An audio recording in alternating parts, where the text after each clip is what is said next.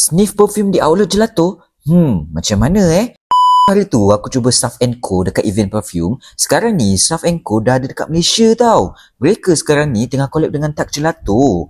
Dan yang paling menariknya dekat sini, menu dekat gelato ni inspiration dari Notes Perfume, Clitra dan juga Ostara Body Lotion. But for this week, cawangan dekat Bangsa ada gelato yang bau sama macam perfume Ostara. Yang cawangan dekat Equine pula dari Clitra. So, setiap minggu sekali, diorang akan switch the menu. Menarik kan? Untuk gelato yang Ostara ni namanya Pistachio Raspberry Latte. Ada rasa raspberry, mix of kacang pistachio dan ada rasa sweet caramel. Untuk perfume Saf & Co ni, you guys tak perlu risau. Once korang spray je, of course you akan rasa keunikannya yang tersendiri. Yang menariknya dekat sini, siap ada yang travel size dan lotion. Memang banyak sangat koleksi yang korang boleh sniff dan cuba dekat sini.